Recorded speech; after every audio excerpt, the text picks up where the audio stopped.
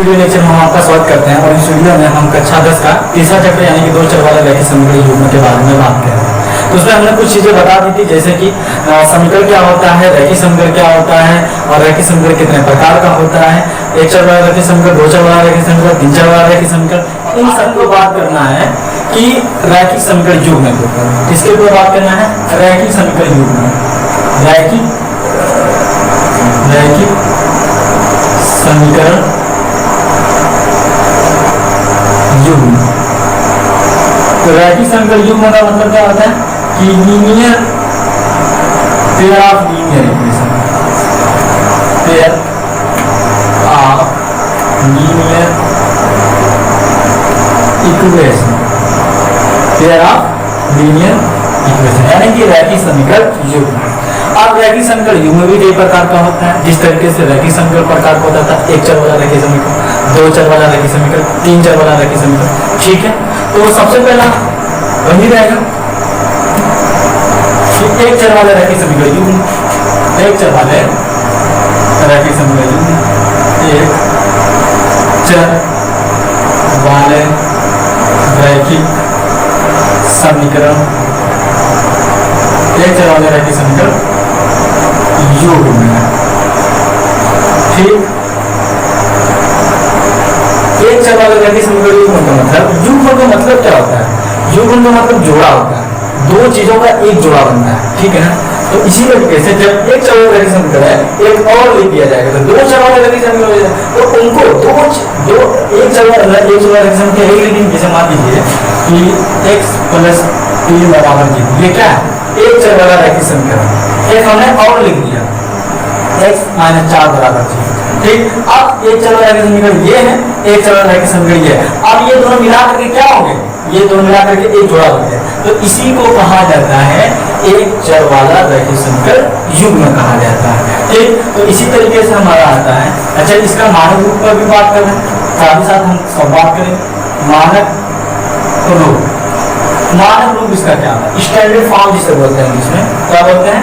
Standard form, standard form, ठीक है। इसका स्टैंडर्ड फॉर्म यानी मानक रूप क्या होता है? इसका मानक रूप ये होता है कि 11x प्लस b1 बराबर का 0, a2x प्लस b2 बराबर का 0, ये इसका मानक रूप होता है किसी भी एक चर वाला रैखिक समीकरण युग्म का। तो इसी तरीके से दूसरा आएगा दो चर वाला रैखिक समीकरण युग्म, जो कि हमको करना है। क्या है? दो चर वाले रैखिक, दो चर वाले रैखिक समीकरण युग्म, दो चर वाले रैखिक समीकरण युग्म यानी कि linear equation, pair of linear equation in two variable. English क्या होगी? Pair of linear equation in two variable. इसकी इंग्लिश क्या होगी? Pair of linear equation in one variable, pair of linear equation in two variable. तो इसमें देखिए कि जो हमारा दो चर वाला रैखिक समीकरण युग्म कैसे लिखते हैं? हम ऐसे लिखते हैं कि 3x माइनस का 4y बराबर का 12।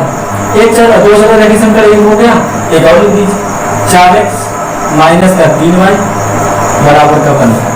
अब ये दो चर वाला रैखिक समीकरण एक है, ये भी एक दो चर वाला रैखिक समीकरण है।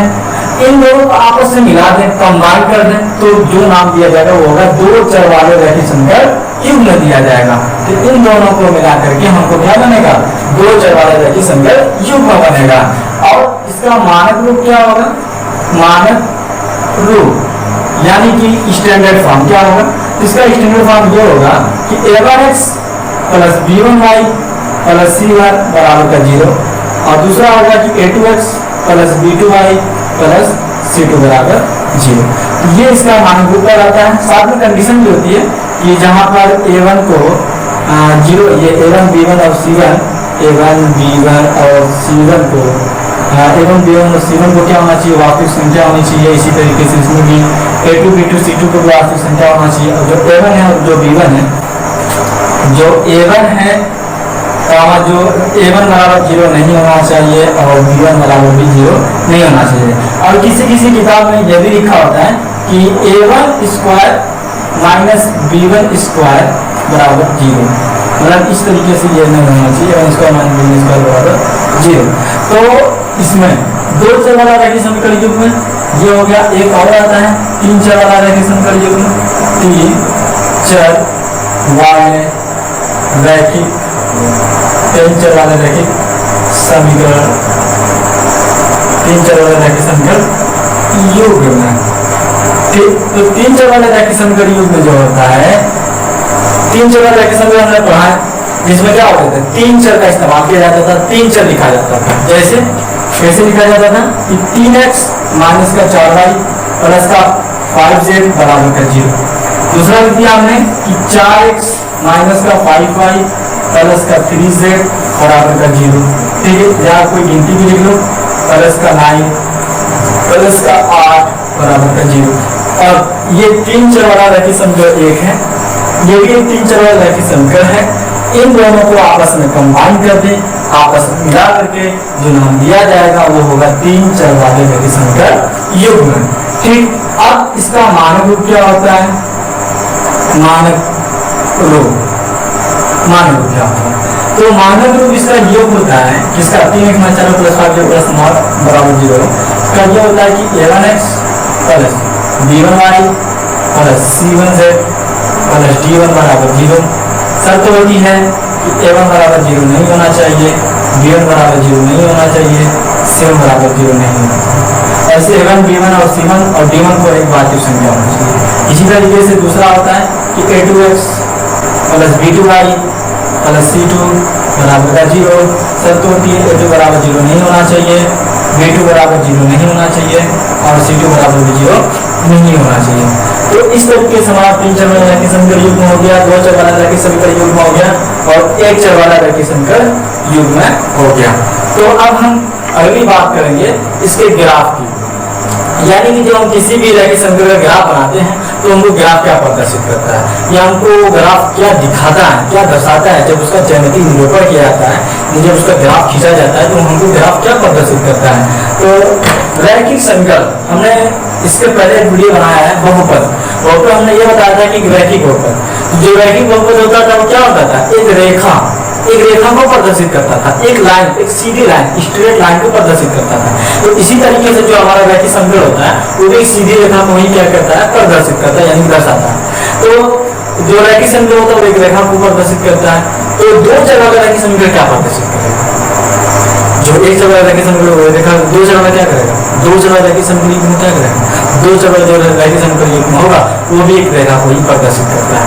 3 चर वाला रैखिक समीकरण होता है वो भी एक रेखा को प्रदर्शित करता है, लेकिन जो 3 चर वाला रैखिक समीकरण होता है वो एक, देखो जो हम सीधी रेखा बनाते हैं वो इस पर एक बोर्ड का हमने बना दिया, एक समतल को बना दिया, एक समतल को एक बोर्ड बना दिया, एक पिच बना दिया, क्रॉनिक्स बना देते हैं, तो उसे बोलते हैं 2D यानी कि 2 डायमेंशनल ज्योमेट्री, यानी कि द्विविमीय ज्यामिति जिसे कहा जाता है, जिसमें क्या और सिर्फ लंबाई और चौड़ाई होती है और जो एक समतल और एक सपाट को जिसके सभी बिंदु एक समतल के रूप में स्थित होते हैं उसे सपाट कहा जाता है।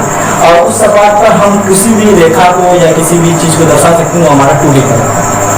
लेकिन जो हमारा 3D होता है, क्या होता है 3D यानी कि 3 डायमेंशनल ज्योमेट्री, वो क्या होता है, वो ये होता है कि जब हम किसी भी 3 चर वाले रैखिक समीकरण युग्म को प्रदर्शित करना चाहते हैं तो वो भी एक रेखा प्रदर्शित करता है, लेकिन वो त्रिविमीय ज्यामिति में बनेगा। आप त्रिविमीय ज्यामिति का मतलब, त्रिविमीय ज्यामिति का मतलब ये जी आपका जो स्पेस देख रहे हैं यहाँ पर एक रेखा ऐसे काटी को, एक रेखा ऐसे काटी इसको, एक रेखा इस तरह काटी, ये हम, और इसको तो हम किसी भी बोर्ड पर या किसी कागज पर हम उसको ड्रा नहीं कर सकते, हम उसको बना नहीं सकते, असंभव बनाना, क्योंकि ये तो 2D है और वो 3D है।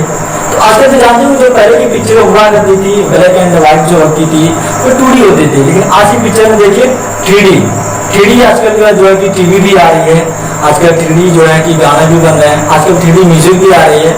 तो 3D का मतलब ये होता है कि इस तरीके जिसे मुझे बनाना हो, तो अगर मुझे आगे से सिर्फ आप देखो मेरा फोटो बनाना तो इसको आप बना सकते हो 2D का, लेकिन मेरी लंबाई, मेरी चौड़ाई, मेरी मोटाई, ये सबको बनाना हो तो आप किसी भी द्विविमीय ज्यामिति पर नहीं बना सकते। क्यों नहीं बना सकते? क्योंकि वहां पर सिर्फ आपको लंबाई और चौड़ाई ही देखने को मिलेगी, जो उसकी मोटाई है, जो उसकी गहराई है, ये सब आप नहीं बना सकते।